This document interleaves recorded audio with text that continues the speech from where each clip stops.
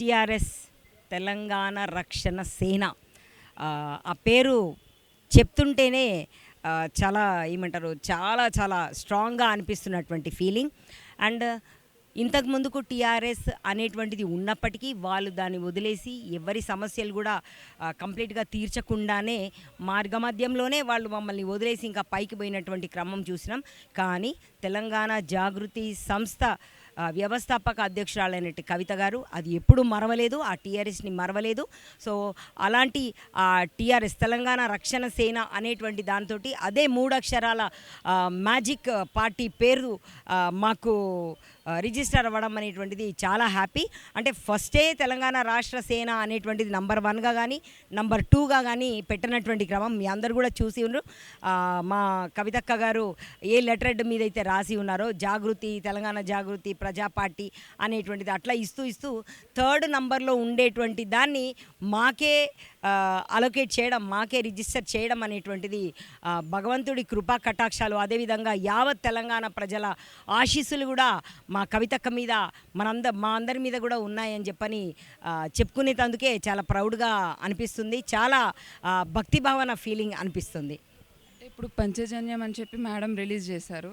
దాంట్లో భాగంగానే ఈరోజు కొత్తగా ఇప్పుడు ప్రెస్ మీట్ అయితే పెట్టడం జరిగింది పేరెంట్స్తో. అండ్ దానికి సంబంధించిన ఇన్ఫర్మేషన్ ఏంటి? అవునండి, పాంచజన్యం అనేటువంటి దాంట్లో ఫస్ట్ అంశం మేడం తీసుకున్నది విద్య. కల్వకుంట్ల కవిత గారు తీసుకున్నటువంటి పాంచజన్యంలో మొదటి అంశమే విద్య.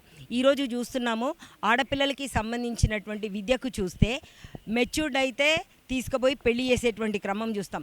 అదేవిధంగా ఫీజులు పెరిగినాయి, ఫీజులు కట్టలేని పరిస్థితి అంటే ఆపేసి ఇంట్లో పనులకు వదిలేయటం. ఇంట్లో పనులకు వదిలేసి తల్లిదండ్రులు కూడా వేరే పనుల మీద వెళ్ళినప్పుడు కూడా అలాంటి ఆడపిల్లలకు ఎట్లాంటి అన్యాయాలు జరుగుతున్నాయి, ఏ విధమైనటువంటి అగత్యాలు జరుగుతున్నాయి అనేటువంటివి కూడా చూస్తున్నాం.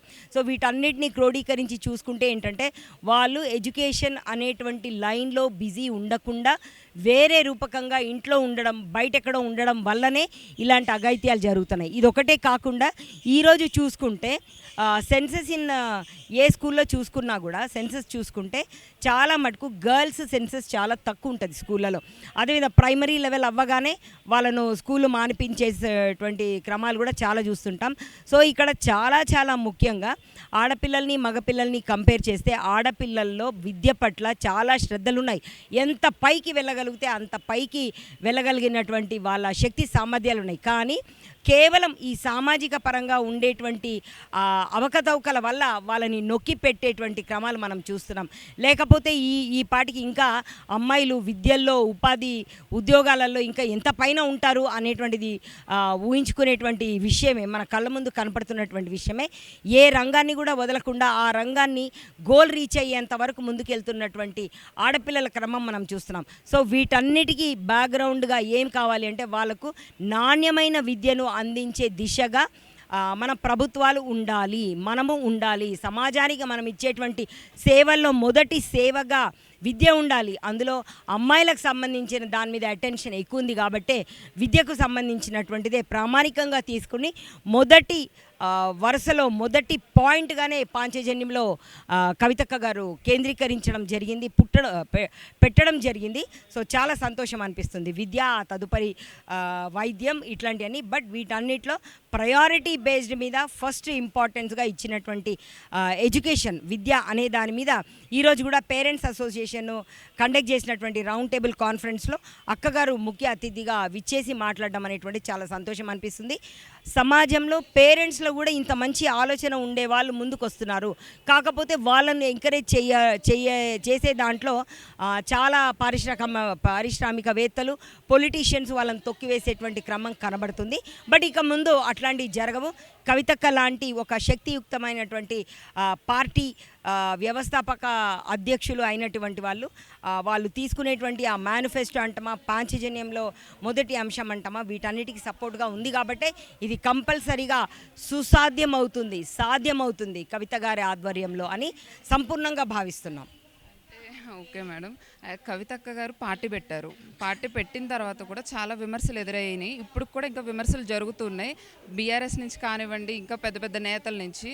మొన్న 2 రోజుల క్రితం కేఏ పాల్ గారు కూడా అడగడం జరిగింది, మీరు ఎందుకు పెడుతున్నారు, దౌర్జన్యంగా పెడుతూ లక్షలు తీసుకోవడానికే కదా అని చెప్పి అడుగుతూ ఉన్నారు. వీటిపైన మీ ఏంటి అభిప్రాయం ఏంటి? ఇప్పుడు కేఏ పాల్ గారు చెప్పినటువంటి విషయాలైనా ఇంతకుముందుకు రాజకీయ పార్టీలు అట్లాంటివి ఉన్నాయేమో, ఆయన అట్లానే గమనించిండేమో.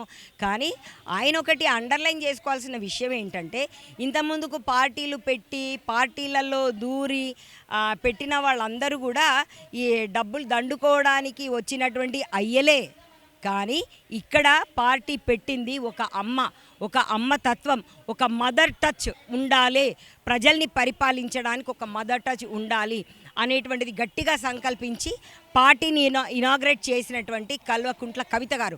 ఇది మర్చిపోతున్నారు, వాళ్ళు తెలుసుకుంటారు రాబోయే రోజులలో కూడా. అండ్ మిగతా పార్టీలు కూడా చాలా విమర్శిస్తున్నారంటే వాళ్ళలో వణుకు పుట్టించేటువంటి విషయం ఏంటంటే, కవిత గారు గనక పార్టీ పెట్టి అది చాలా స్ట్రాంగ్గా ఈ రేపటి రోజు వాళ్ళ కుర్చీల కూసాలు కదులుతాయేమో, వాళ్ళు కనుమరుగయ్యేటువంటి నేపథ్యం ఏర్పడుతుందేమో అనేటువంటి భయంతోనే వాళ్ళు అవన్నీ కమెంట్ చేస్తున్నారు, అట్లాంటి విమర్శలు చేస్తున్నారు. కొత్తగా పార్టీ వచ్చాయి, ఇంకా ఒక ఇప్పుడు 5 రాష్ట్రాల నుంచి ఎన్నికలు అయితే నిన్న అయ్యాయి, కౌంట్ వచ్చింది. కొత్తగా ఎలక్షన్ అనేది రిజల్ట్ బయటకు వచ్చింది. వీటిపైన మీ యొక్క ఆలోచన ఏంటి? చాలా మంచి ఆలోచనే ఉంది, చాలా స్ట్రాంగ్ ఫీలింగ్గా ఉంది. ఇప్పుడు నిన్న విడుదలైనటువంటి తమిళనాడు రిజల్ట్లో కూడా మరొక్కసారి ఏం ప్రూవ్ అయిందంటే, రాష్ట్రంలో ఏర్పడేటువంటి రాష్ట్రీయ పార్టీ, ప్రాంతీయ పార్టీల యొక్క విజయం తథ్యం అనేటువంటిది ఒకటి 100% తెలుస్తుంది. ఎందుకంటే నేషనల్ పార్టీలు ఉండేవాళ్ళు ఏ డెసిషన్ తీసుకోవాలన్నా కూడా నేషనల్ వరకు వెళ్ళి వాళ్ళు డిస్కస్ చేసేటువంటి టైం ఉంటుందో ఉండదో, వీళ్ళు అంత ధైర్యం చేస్తారో లేదో, సేమ్ మళ్ళీ ఇక్కడ కుర్చీల కొట్లాటనే వస్తుంది. కాబట్టి అవి అసాధ్యం అనేటువంటి విషయం మనకు తెలుస్తుంది. కానీ ఎప్పుడైతే రాష్ట్రీయంగా ఉండేటువంటి పార్టీలు, ప్రాంతీయ పరంగా ఏర్పడినటువంటి పార్టీలు వాళ్ళే ప్రజల బాగోగుల కొరకు గట్టిగా ఆలోచిస్తారని, ఒక సంకల్పం తీసుకునే దిశగా వెళ్తారనేటువంటిది తమిళనాడు రిజల్ట్ 100% తెలుస్తుంది. ఇదే తమిళనాడులో ఈ విజయ్ గారు కూడా జయలలిత ఉన్నప్పుడు ఏదో సందర్భానికి వెళ్ళి కలవాలి అన్నప్పుడు చాలాసేపు బయట కూర్చోబెట్టి కలవకుండా బయటికి పంపించేశారు అనేటువంటిది మొన్న ఆయన ఒక మీటింగ్లో, అంటే లాస్ట్ డే టు క్యాంపెయినింగ్ రోజు ఏదో మాట్లాడుతూ దాంట్లో వచ్చినటువంటి విషయం చాలా బాధ అనిపించింది. ఎందుకంటే ప్రజాప్రతినిధులు అన్నప్పుడు ప్రతి ఒక్కరిని కలిసేటువంటి క్రమం ఉండాలి. అంటే ఊరికేనే వచ్చిపోయే వాళ్ళు కాదు కదా, వాళ్ళకు ఉండేటువంటి ఇబ్బందులు చెప్పడానికి. సో అట్లాంటివి కూడా చూసినాం. ఎప్పుడైతే ఈ నేషనల్ పార్టీస్కి సంబంధించినటువంటి వాళ్ళు అటాచ్మెంట్ పెట్టుకుంటారో, అట్లాంటి పెట్టుకున్నప్పుడు ఇలాంటి జరిగేటువంటి మనము చూస్తుంటాము. కానీ చాలా బలంగా స్ట్రాంగ్గా ఒక ఫీలింగ్ ఉండేటువంటిది ఏంటంటే, తమిళనాడు రిజల్ట్ చూసిన తర్వాత ప్రాంతీయ పార్టీలు ఖచ్చితంగా ఒక గట్టి సంకల్పంతో పనిచేస్తున్నటువంటి క్రమంలో వారి సంకల్పం నెరవేరేందుకు భగవంతుడు, ప్రకృతి, అదేవిధంగా సమాజంలో మంచి ఆలోచన చేసే వాళ్ళందరూ కూడా సపోర్ట్ చేస్తారు అనేటువంటిది చాలా స్ట్రాంగ్గా నమ్ముతున్నాము. ఇదే నమ్మకంతో కవిత గారు కూడా ముందుకు వచ్చినటువంటిది ఉంది. కవిత గారు కొత్తగా వచ్చినటువంటి వ్యక్తి కాదు. దాదాపుగా 2 దశాబ్దాల నుండి రాజకీయాలు ఎట్లా నడుస్తున్నాయి, దాంట్లో ప్రజల సంక్షేమం ఎక్కడుంటుంది అనేటువంటిది చూస్తూ తను ట్రావెల్ చేస్తున్నటువంటి క్రమం.